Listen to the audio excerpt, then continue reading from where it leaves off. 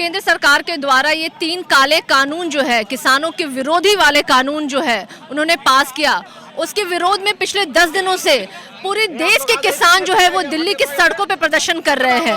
4 वार्ताएं हो चुकी हैं, आज 5वीं वार्ता है, वो भी विफल होगी, क्योंकि अगर इनकी मंशा अच्छी होती तो ये बिल को पास करने से पहले ही वो उन किसानों को बुलाते, उनके एक जो कहते हैं मेंबर्स को बुलाते और वो बात करते, और बात करने के बाद वो इस बिल को पास करते। लेकिन जाहिर सी बात है उनकी मंशा सही नहीं थी उन किसानों के प्रति, और यही कारण था कि उन्होंने पैंडेमिक कोरोना के जो काल में उन्होंने जिस तरीके से शून्य काल में इस बिलों को पास किया, तो ये मंशा तो उसी टाइम में पता चल गया था कि ये काले कानून जो है वो सरकार जबरदस्ती का लागू करना चाहती है।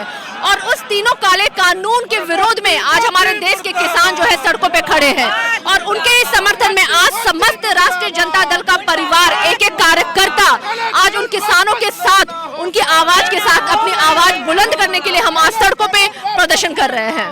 क्या लगता है मैम, सरकार इस तरह से विरोध करने से झुकेगी केंद्र सरकार? देखिए, ये जो बिल है ना 2006 में ही बिहार में पास हुआ था, और हम सब जानते हैं कि वो बिल पास होने के बाद बिहार के जो किसानों की स्थिति है वो सुधर नहीं पाई, वो बद से बदतर हो गई। तो आज हमारे जो किसान हैं आज हरियाणा और पंजाब में दूसरे के जमीनों पे जाकर के मजदूरी कर रहे हैं। हमारे किसान आज मजदूर बन गए हैं। तो ये बिल दिखा रहा है कि ये किसान विरोधी बिल है, और इसीलिए आज पूरे देश के किसान जो है इस बिल के विरोध में सड़कों पे खड़े हैं। और हम चाहते हैं कि सरकार जो है ये तीनों काले कानून को जल्द से जल्द वापस ले, और जब तक सरकार ये तीनों काले कानून को नहीं लेगी तब तक हम इसके विरोध में सड़कों पे और जरूरत पड़ी तो सदन तक अपना विरोध प्रदर्शन करेंगे। यानी कि महागठबंधन की पार्टियां और राजद जो है वो दिल्ली जाएगी जरूरत पड़ने पर। देखिए, ये कोई प्रदर्शन आज से शुरू नहीं है। जिस दिन ये बिल पास हुआ था उस दिन में हम सड़क पे उतरे थे और इसके खिलाफ हमने प्रदर्शन किया था। ये लड़ाई हमारी बहुत पहले से चल रही है और आगे भी चलती रहेगी, और जरूरत पड़ी तो ये लड़ाई सदन तक पहुंचेगी। आज हमारे किसान भाई दिल्ली के बॉर्डर तक पहुंच गए हैं, कल अंदर भी जाएंगे और सदन तक भी पहुंचेंगे। हमें ये तीनों काले कानून को वापस दिलाना है, सरकार को लेना पड़ेगा ये तीनों काले कानून को वापस।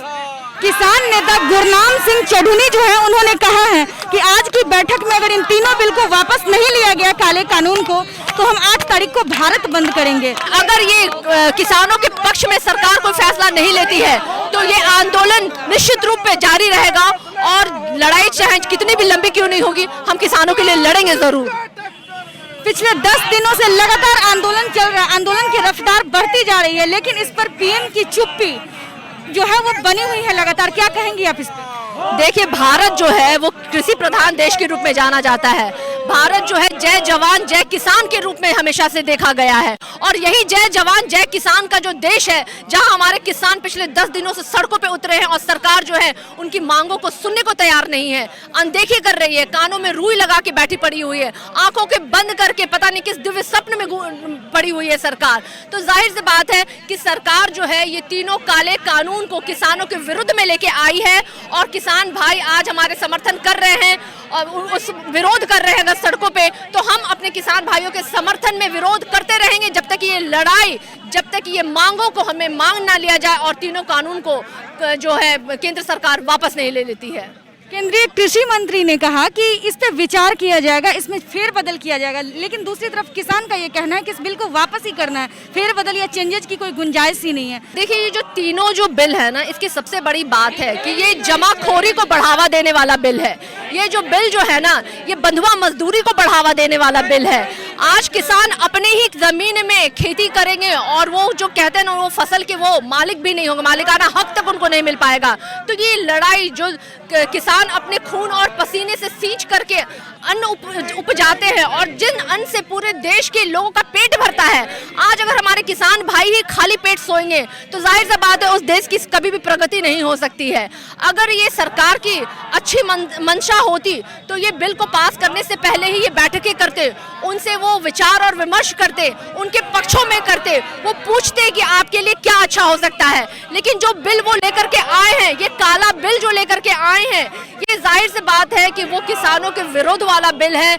ये तानाशाह की सरकार है, केंद्र की सरकार जो है वो तानाशाह वाली सरकार है और वो अपने तानाशाही में उन्होंने बिल्कुल तो लेकर के जरूर आ गए हैं, लेकिन देशव्यापी जो आंदोलन किसान हमारे भाई कर रहे हैं वो आगे भी होता रहेगा और उसके समर्थन में आरजेडी का एक एक आदमी खड़ा रहेगा।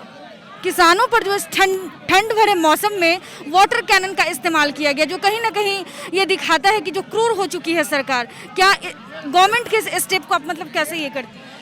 केंद्र की सरकार कहें या बिहार की सरकार कहें, डबल इंजन की सरकार कहें, केंद्र की सरकार बिल्कुल क्रूर है, तानाशाह है, ये हिटलर शाही करना चाहते हैं। वो देखिए ठंडे के दिनों में जिस तरीके से शांतिपूर्ण ढंग से हमारे किसान भाई प्रदर्शन कर रहे थे, उन पे पानी की बौछार की गई, उन पे जो कहते हैं एक्सपायर्ड आंसू गोले छोड़े गए, जिसके चलते कि हमारे एक किसान भाई की मृत्यु भी हुई है।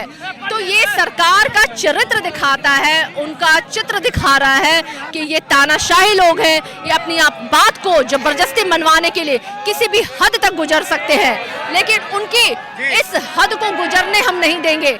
हमारी जरूरत पड़ी तो हम सदन तक अपने इस लड़ाई को लेकर के जाएंगे और ये तीनों काले कानून को सरकार को वापस लेना ही पड़ेगा।